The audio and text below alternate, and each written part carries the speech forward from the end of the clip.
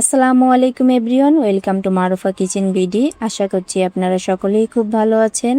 আজকের ভিডিওতে আমি আপনাদেরকে স্টেপ বাই স্টেপ টিপস সহ গরুর মাংস রান্না করে দেখাবো।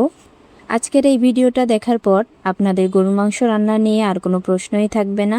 তবে ভিডিওটি আপনাদেরকে শুরু থেকে শেষ পর্যন্ত দেখতে হবে। যারা নতুন রাঁধুনি আছেন, আজকের ভিডিওটা তাদের জন্য খুবই হেল্পফুল হবে। প্রথমে একটা গুঁড়া মশলা তৈরি করে নিব।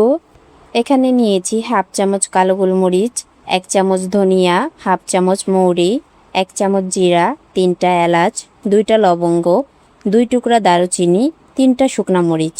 এখন সবগুলো উপকরণ একটু ভেজে নিতে হবে। চুলায় একটা প্যান বসিয়ে গরম করে নিয়েছি। এখন দিয়ে দিচ্ছি শুকনা মশলাগুলা। এখন ভালো করে নেড়েচেড়ে মশলাগুলোকে ভেজে নিতে হবে। যখন দেখবেন মশলাগুলো থেকে সুন্দর একটা সুঘ্রাণ বের হচ্ছে, তখন মশলাগুলোকে চুলা থেকে নামিয়ে ঠান্ডা করে নেবেন। মশলাগুলো খুব ভালোভাবে ভাজা হয়ে গিয়েছে। এখন চুলা থেকে নামিয়ে ব্লেন্ডার জারে ব্লেন্ড করে নিব। আপনারা চাইলে শিলপাটায় বেটেও নিতে পারবেন। মশলাটা ব্লেন্ড করে নিয়েছি। আপনারা চাইলে এই মশলাটা বেশি করে বানিয়ে রেখে দিতে পারবেন। এখানে নিয়েছি 1 কেজি হাড্ডি সহ গরুর মাংস। মাংসগুলোকে আমি রেগুলার কাট করে নিয়েছি।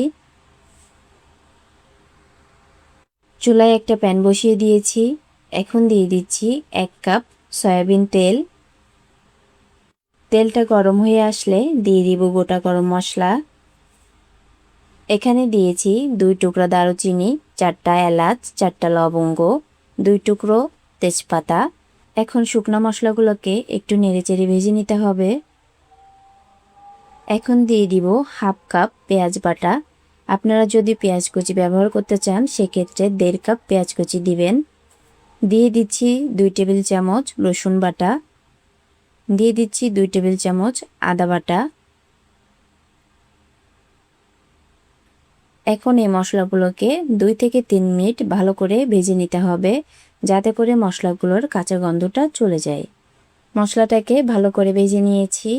এখন দিয়ে দিচ্ছি স্বাদমতো লবণ। দিয়ে দিব মরিচের গুঁড়া 1.5 টেবিল চামচ পরিমাণ। আপনারা আপনাদের পছন্দ মতো ঝালটা কমিয়ে বাড়িয়ে দিবেন। দিয়ে দিচ্ছি হাফ টেবিল চামচ পরিমাণ হলুদের গুঁড়া। এখন শুকনো মশলাটাকে ভালো করে নেড়েচেড়ে ভেজে নিতে হবে। শুকনো মশলাটা যাতে পুড়ে না যায়, তার জন্য দিয়ে দিচ্ছি 1 কাপ পানি। এখন পানি দিয়ে ভালো করে নেড়েচেড়ে মিশিয়ে নিব। চুলার আঁচটা এখন হাই হিটে রেখে ঢাকনা দিয়ে মশলাটাকে 5 মিনিট ভালো করে কষিয়ে নিতে হবে। যখন দেখবেন মশলা থেকে তেলটা উপরে উঠে এসেছে, তখন বুঝবেন আপনার মশলাটা কষানো হয়ে গিয়েছে। 5 মিনিট পর ঢাকনাটা তুলে নিচ্ছি। দেখতেই পাচ্ছেন, আপনাদেরকে যেমনটা বলেছিলাম, মশলা থেকে তেলটা উপরে উঠে আসবে। এখন মশলাটাকে আরেকটু নেড়েচেড়ে ভালো করে কষিয়ে নিব। মশলাটা কষানো হয়ে গিয়েছে। এখন দিয়ে দিব মাংস।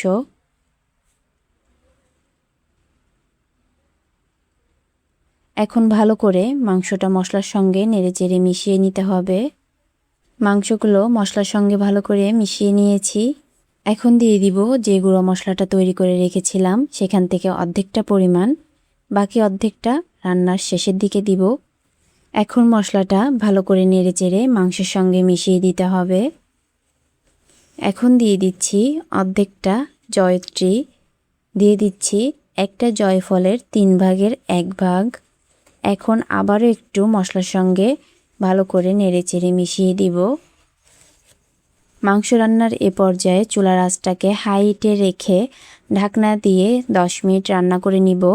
এতে করে মাংস থেকে অনেকটা পরিমাণ পানি বের হবে।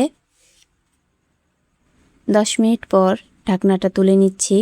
দেখতেই পাচ্ছেন, আপনাদেরকে যেমনটা বলেছিলাম, মাংস থেকে অনেকটা পানি ছেড়ে দিয়েছে।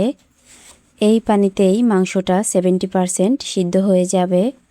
এখন চুলার আঁচটাকে মিডিয়ামে নিয়ে আসব।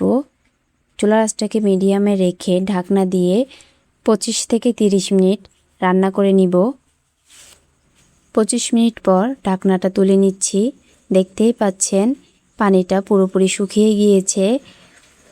মাংস থেকে সুন্দর করে তেলটা ছেড়ে দিয়েছে। মাংস রান্নার সবথেকে গুরুত্বপূর্ণ একটা স্টেপ হচ্ছে মাংস কষানো। এখন মাংসটাকে 10 থেকে 15 মিনিট ভালো করে কষিয়ে নিতে হবে।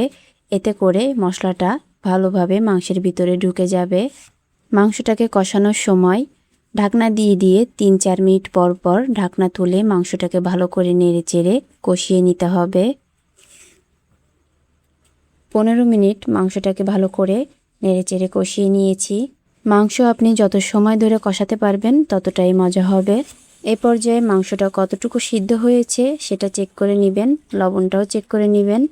আমি এখানে 2 কাপ পরিমাণ গরম পানি দিয়ে দিচ্ছি। অবশ্যই গরম পানিটা দেওয়ার চেষ্টা করবেন, না হলে মাংসের স্বাদ নষ্ট হয়ে যাবে। এখন আবার একটু নেড়েচেড়ে দিব। এ পর্যায়ে চুলার আঁচটাকে মিডিয়ামে রেখে 30 মিনিট ঢাকা দিয়ে রান্না করে নিতে হবে। ঢাকনাটা লাগিয়ে দিচ্ছি। 30 মিনিট পর ঢাকনাটা তুলে নিচ্ছি। দেখতেই পাচ্ছেন 3 ভাগের 2 ভাগ পানি শুকিয়ে গিয়েছে। এখন আবার একটু নেড়েচেড়ে দিব। এখন দিয়ে দিব বাকি অর্ধেক গুঁড়া মশলা, যে মশলাটা রেখে দিয়েছিলাম। এ পর্যায়ে এই মশলাটা দিলে মাংসের কালার এবং স্বাদ দুইটাই অসাধারণ হয়। এখন আবারও একটু নেড়েচেড়ে দিব। এ পর্যায়ে চুলার আঁচটাকে লোতে রেখে ঢাকনা দিয়ে 5 মিনিট দমে বসিয়ে রাখবো। 5 মিনিট পর ঢাকনাটা তুলে নিচ্ছি।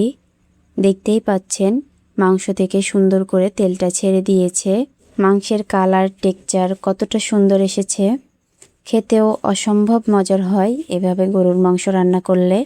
আশা করছি আজকের রেসিপিটি আপনাদের খুবই ভালো লেগেছে। রেসিপিটি ভালো লাগলে আমার চ্যানেলটিকে সাবস্ক্রাইব করবেন। পাশে থাকা বেল আইকনটি প্রেস করে রাখবেন পরবর্তী ভিডিওর নোটিফিকেশন পেতে। রেসিপিটি কেমন লেগেছে তা অবশ্যই কমেন্ট করে জানাবেন।